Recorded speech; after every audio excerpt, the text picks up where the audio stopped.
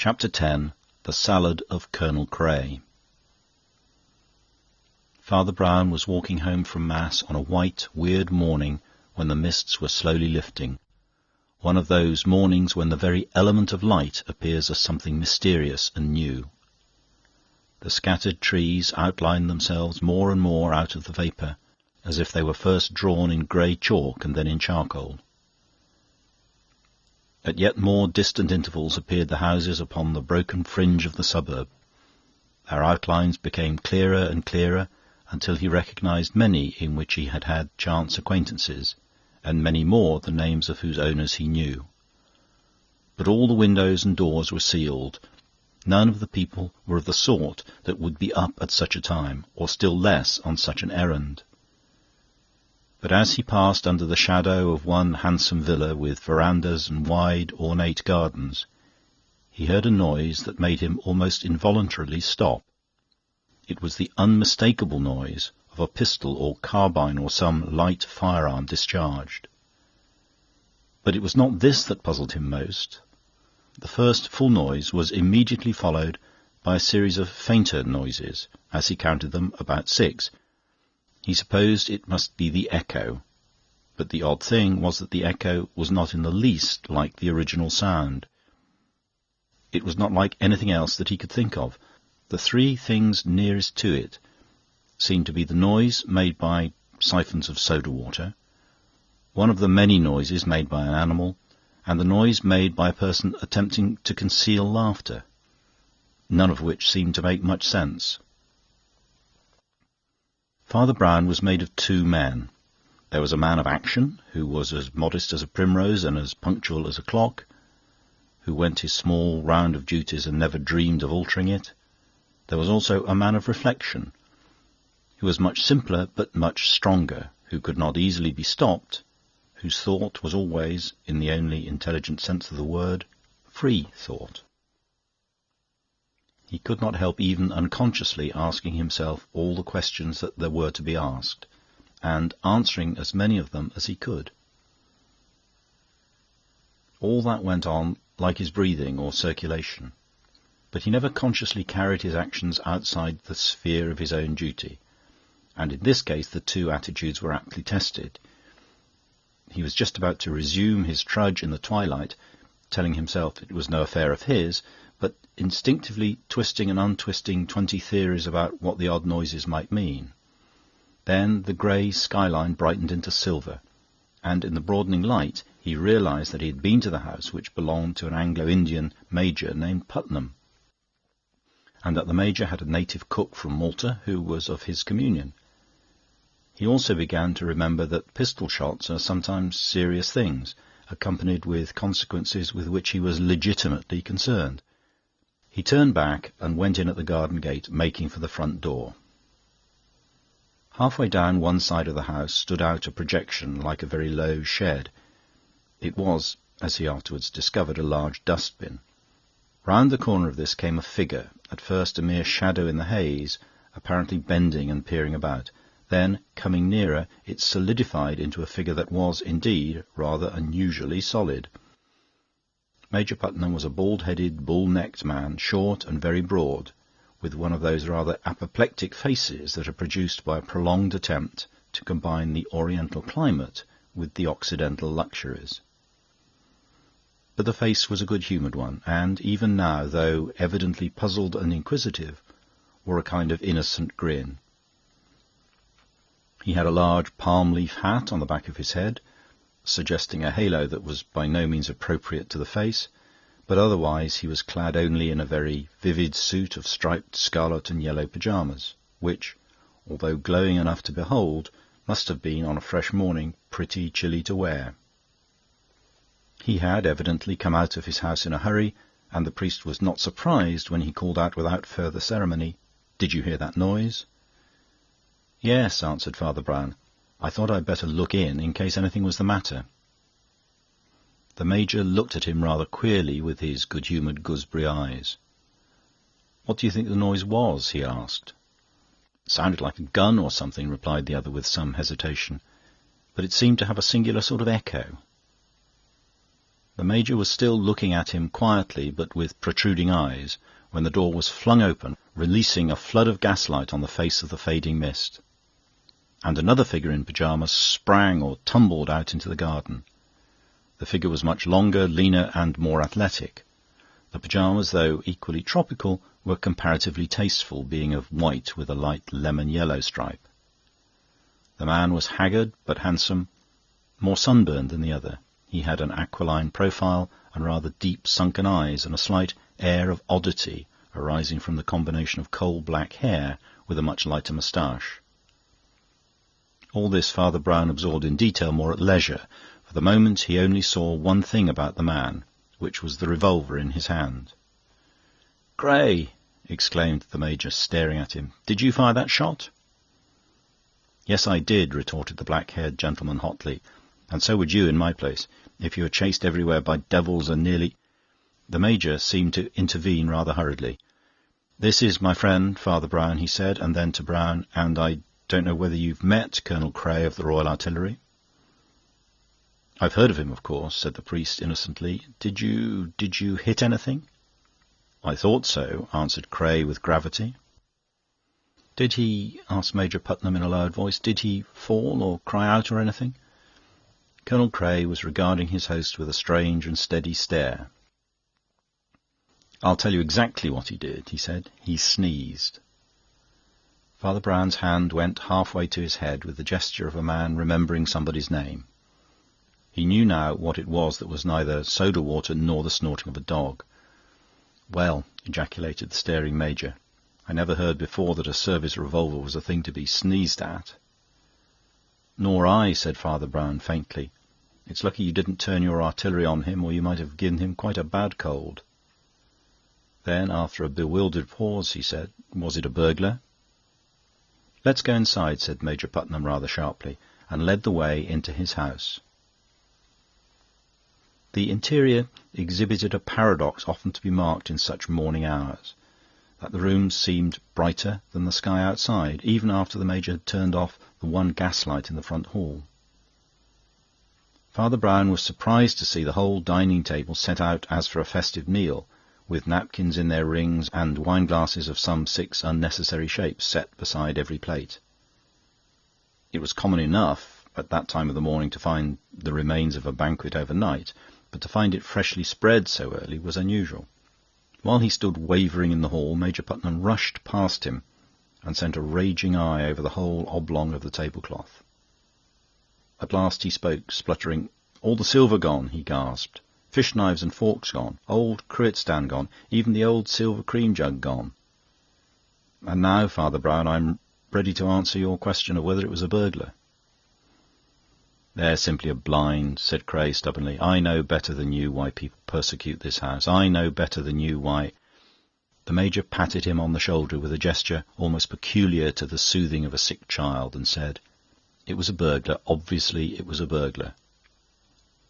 "A burglar with a bad cold," observed Father Brown. "That might assist you to trace him in the neighbourhood." The Major shook his head in a sombre manner. "He must be far beyond trace now, I fear," he said. Then, as the restless man with the revolver turned again towards the door in the garden, he added in a husky, confidential voice, "I doubt whether I should send for the police, for fear my friend here has been a little too free with his bullets and got on the wrong side of the law. He's lived in very wild places, and, to be frank with you, I think he sometimes fancies things." "I think you once told me," said Brown, "that he believes some Indian secret society is pursuing him." Major Putnam nodded, but at the same time shrugged his shoulders. "I suppose we'd better follow him outside," he said. "I don't want any more, shall we say, sneezing." They passed out into the morning light, which was now even tinged with sunshine, and saw Cray's tall figure bent almost double, minutely examining the condition of gravel and grass. While the Major strolled unobtrusively towards him, the priest took an equally indolent turn, which took him round the next corner of the house to within a yard or two of the projecting dustbin. He stood regarding this dismal object for some minute and a half. Then he stepped towards it, lifted the lid, and put his head inside. Dust and other discolouring matter shook upwards as he did so. but Father Brown never observed his own appearance, whatever else he observed. He remained thus for a measurable period, as if engaged in some mysterious prayers. Then he came out again with some ashes on his hair and walked unconcernedly away. By the time he came round to the garden door again, he found a group there which seemed to roll away morbidities, as the sunlight had already rolled away the mists. It was in no way rationally reassuring, it was simply broadly comic, like a cluster of Dickens characters. Major Putnam had managed to slip inside and plunge into a proper shirt and trousers, with a crimson cummerbund and a light square jacket over all. Thus normally set off, his red, festive face seemed bursting with a commonplace cordiality. He was indeed emphatic, but then he was talking to his cook, the swarthy son of Malta, whose lean, yellow, and rather careworn face contrasted quaintly with his snow-white cap and costume. The cook might well be careworn, for cookery was the Major's hobby. He was one of those amateurs who always know more than the professional. The only other person he even admitted to be a judge of an omelette was his friend Cray. And as Brown remembered this, he turned to look for the other officer. In the new presence of daylight and people clothed and in their right mind, the sight of him was rather a shock. The taller and more elegant man was still in his night-garb, with tousled black hair, and now crawling about the garden on his hands and knees, still looking for traces of the burglar, and, now and again, to all appearances, striking the ground with his hand in anger at not finding him. Seeing him thus quadrupedal in the grass, the priest raised his eyebrows rather sadly, and for the first time guessed that fancies things might be a euphemism. The third item in the group of the cook and the epicure was also known to Father Brown. It was Audrey Watson, the Major's ward and housekeeper, and at this moment, to judge by her apron, tucked-up sleeves and resolute manner, much more the housekeeper than the ward. "It serves you right," she was saying. "I always told you not to have that old-fashioned cruet stand." "I prefer it," said Putnam placably. "I'm old-fashioned myself, and the things keep together." "And vanish together, as you see," she retorted. "Well, if you're not going to bother about the burglar, I shouldn't bother about the lunch. It's Sunday, and we can't send for vinegar and all that in the town. And you Indian gentlemen can't enjoy what you call a dinner without a lot of hot things. I wish to goodness now you hadn't asked Cousin Oliver to take me to the musical service. It isn't over till 12:30, and the Colonel has to leave by then. I don't believe you men can manage alone." "Oh, yes, we can, my dear," said the Major, looking at her very amiably. "Marco has all the sauces, and we've often done ourselves well in very rough places, as you might know by now. And it's time you had a treat, Audrey. You mustn't be a housekeeper every hour of the day. And I know you want to hear the music." "I want to go to church," she said, with rather severe eyes. She was one of those handsome women who will always be handsome, because the beauty is not in an air or a tint, but in the very structure of the head and features. But though she was not yet middle-aged, and her auburn hair was of a Titianesque fullness in form and colour, there was a look in her mouth and around her eyes which suggested that some sorrows wasted her, as winds waste at least the edges of a Greek temple. For indeed, the little domestic difficulty of which she was now speaking so decisively was rather comic than tragic. Father Brown gathered from the course of the conversation that Cray, the other gourmet, had to leave before the usual lunch-time, but that Putnam, his host, not to be done out of a final feast with an old crony, had arranged for a special déjeuner to be set out and consumed in the course of the morning, while Audrey and other graver persons were at morning service. She was going there under the escort of a relative and old friend of hers, Dr. Oliver Oman, who, though a scientific man of a somewhat bitter type, was enthusiastic for music, and would go even to church to get it.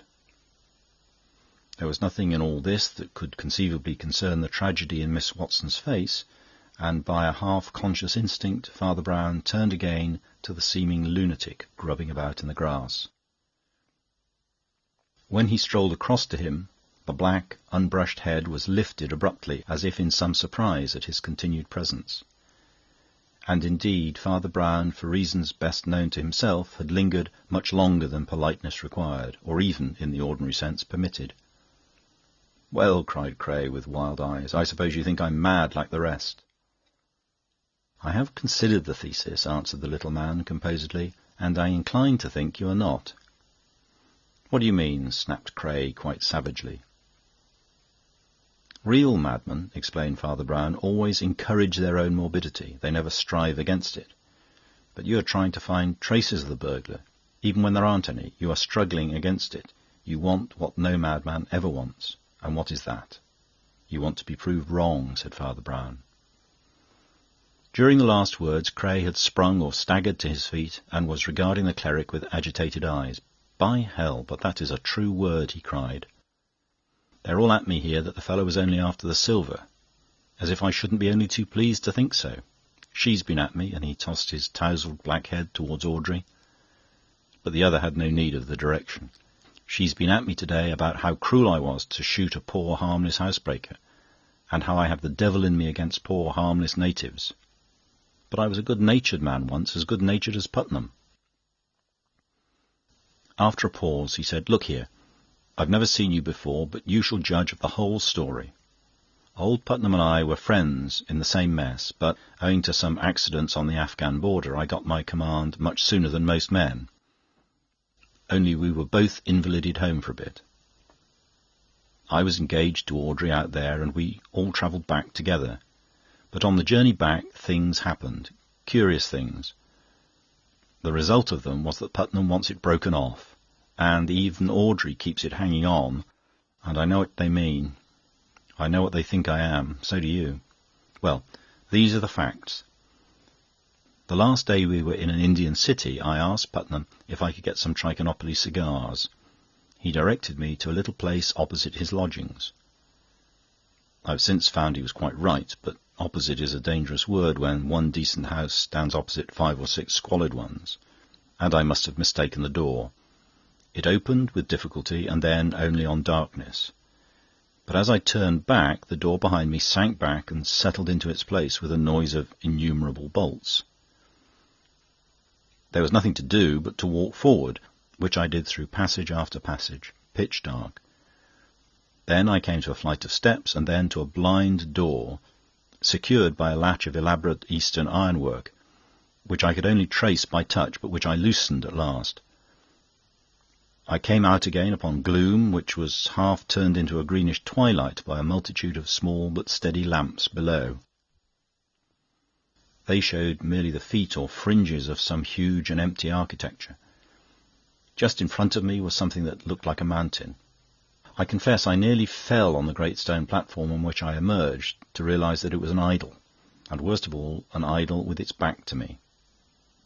It was hardly half human, I guessed, to judge by the small, squat head, and still more by a thing like a tail or extra limb turned up behind and pointing, like a loathsome large finger, at some symbol graven in the centre of the vast stone back. I had begun, in the dim light, to guess at the hieroglyphic, not without horror, when a more horrible thing happened. A door opened silently in the temple wall behind me, and a man came out, with a brown face and a black coat. He had a carved smile on his face of copper flesh and ivory teeth. But I think the most hateful thing about him was that he was in European dress. I was prepared, I think, for shrouded priests or naked fakirs, but this seemed to say that the devilry was over all the earth, as indeed I found it to be. "If you had only seen the monkey's feet," he said, smiling steadily and without other preface, "we should have been very gentle. You would have only been tortured and die. If you had seen the monkey's face, still we should be very moderate, very tolerant. You would only be tortured and live. But as you have seen the monkey's tail, we must pronounce the worst sentence, which is, go free." When he said the words, I heard the elaborate iron latch with which I had struggled automatically unlock itself. And then, far down the dark passages I had passed, I heard the heavy street door shifting its own bolts backwards.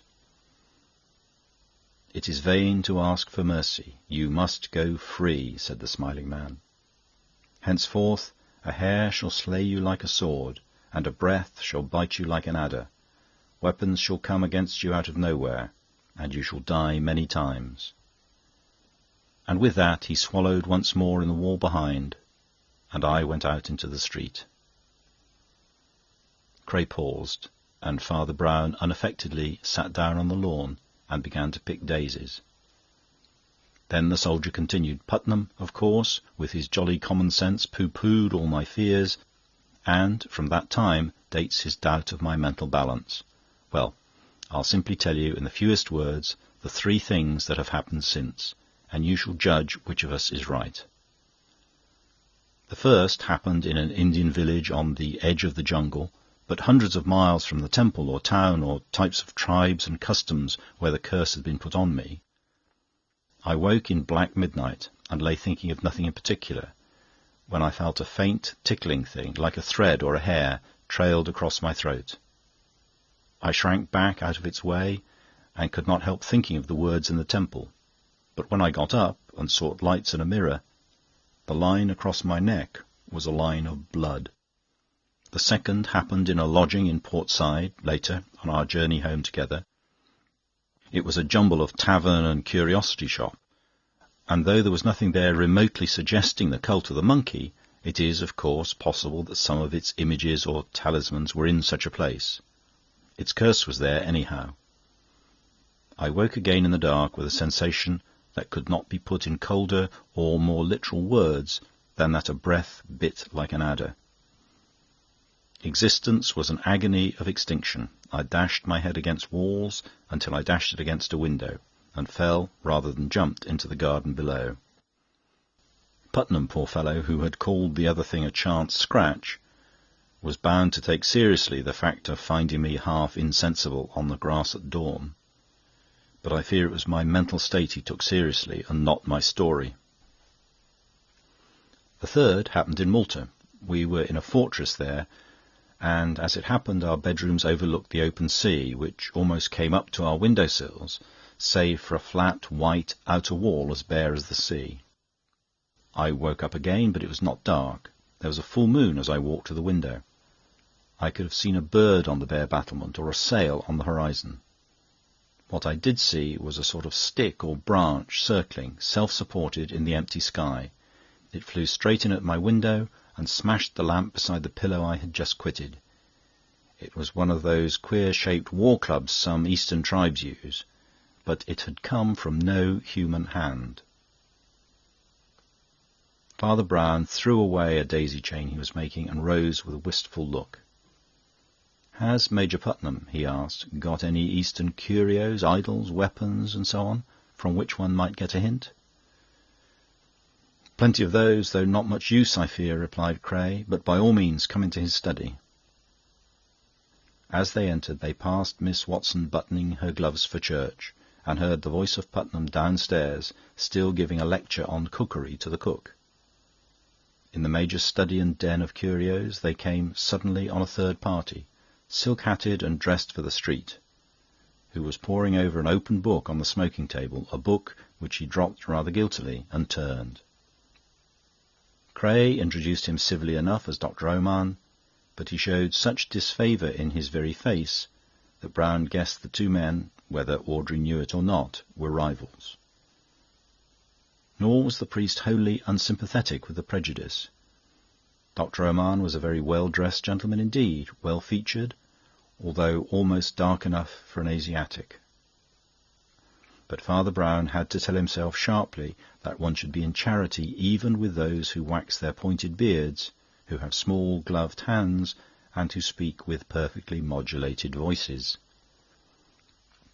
Cray seemed to find something specially irritating in the small prayer-book in Oman's dark-gloved hand. "I didn't know that was in your line," he said, rather rudely. Oman laughed mildly, but without offence. "This is more so, I know," he said, laying his hand on the big book he had dropped. "A dictionary of drugs and such things, but it's rather too large to take to church." Then he closed the larger book, and there seemed again the faintest touch of hurry and embarrassment. "I suppose," said the priest, who seemed anxious to change the subject, "all these spears and things are from India?" "From everywhere," answered the doctor. "Putnam is an old soldier, and has been in Mexico and Australia and the Cannibal Islands for all I know." "I hope it was not in the Cannibal Islands," said Brown, "that he learnt the art of cookery," and he ran his eyes over the stew-pots and other strange utensils on the wall. At this moment the jolly subject of their conversation thrust his laughing, lobsterish face into the room. "Come along, Cray," he cried. "Your lunch is just coming in, and the bells are ringing for those who want to go to church." Cray slipped upstairs to change. Dr. Oman and Miss Watson betook themselves solemnly down the street with a string of other churchgoers, but Father Brown noticed that the doctor twice looked back and scrutinised the house, and even came back to the corner of the street to look at it again. The priest looked puzzled. "He can't have been at the dustbin," he muttered. "Not in those clothes. Or was he here earlier today?" Father Brown, touching other people, was as sensitive as a barometer. But today he seemed about as sensitive as a rhinoceros. By no social law, rigid or implied, could he be supposed to linger round the lunch of the Anglo-Indian friends. But he lingered, covering his position with torrents of amusing but quite needless conversation. He was the more puzzling because he did not seem to want any lunch. As one after another of the most exquisitely balanced kedgeree of curries, accompanied with their appropriate vintages, were laid before the other two, he only repeated that it was one of his fast days, and munched a piece of bread and sipped, and then left untasted, a tumbler of cold water. His talk, however, was exuberant. "I'll tell you what I'll do for you," he cried. "I'll mix you a salad. I can't eat it, but I'll mix it like an angel. You've got a lettuce there." "Unfortunately, it's the only thing we have got," answered the good-humoured Major. "You must remember that mustard, vinegar, oil, and so on vanished with the cruet and the burglar." "I know," replied Brown rather vaguely. "That's what I've always been afraid would happen. That's why I always carry a cruet stand about with me. I'm so fond of salads." And, to the amazement of the two men, he took a pepper-pot out of his waistcoat pocket and put it on the table. "I wonder why the burglar wanted mustard too," he went on, taking a mustard pot from another pocket. "A mustard plaster, I suppose, and vinegar," producing that condiment. "Haven't I heard something about vinegar and brown paper? As for oil, which I think I put in my left..." His garrulity was an instant arrested, for, lifting his eyes, he saw what no one else saw, the black figure of Dr. Oman standing on the sunlit lawn and looking steadily into the room. Before he could quite recover himself, Cray had cloven in. "You're an astounding card," he said, staring. "I shall come and hear your sermons if they're as amusing as your manners." His voice changed a little, and he leaned back in his chair. "Oh, there are sermons in a cruet stand too," said Father Brown, quite gravely. "Have you heard of faith like a grain of mustard seed, or charity that anoints with oil? And as for vinegar, can any soldiers forget that solitary soldier who, when the sun was darkened..." Colonel Cray leaned forward a little and clutched the tablecloth. Father Brown, who was making the salad, tipped 2 spoonfuls of the mustard into the tumbler of water beside him, stood up and said in a new, loud and sudden voice, "Drink that!" At the same moment the motionless doctor in the garden came running, and bursting open a window cried, "Am I wanted? Has he been poisoned?" "Pretty near," said Brown, with the shadow of a smile, for the emetic had very suddenly taken effect, and Cray lay in a deck-chair, gasping as for life, but alive. Major Putnam had sprung up, his purple face mottled. "A crime!" he cried hoarsely. "I'll go for the police." The priest could hear him dragging down his palm-leaf hat from the peg and tumbling out of the front door. He heard the garden gate slam. But he only stood looking at Cray, and after a silence said quietly, "I shall not talk to you much, but I will tell you what you want to know. There is no curse on you.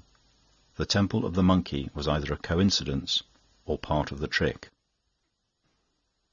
The trick was the trick of a white man. There is only one weapon that will bring blood with that mere feathery touch, a razor held by a white man.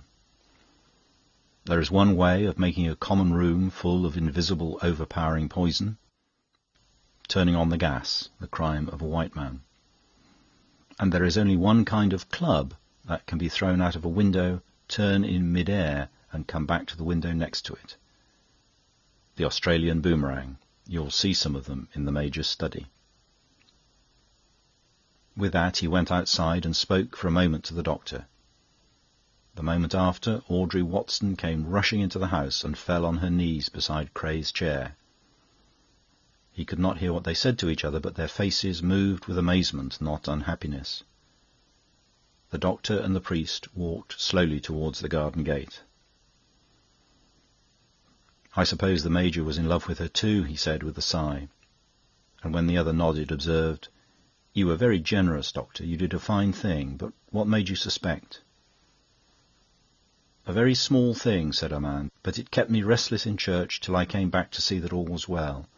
That book on his table was a work on poisons, and was put down open at the place where it stated that a certain Indian poison, though deadly and difficult to trace, was particularly easily reversible by the use of the commonest emetics. I suppose he read that at the last moment, and remembered that there were emetics in the cruet stand," said Father Brown. "Exactly. He threw the cruet in the dustbin, where I found it, along with other silver, for the sake of a burglary blind.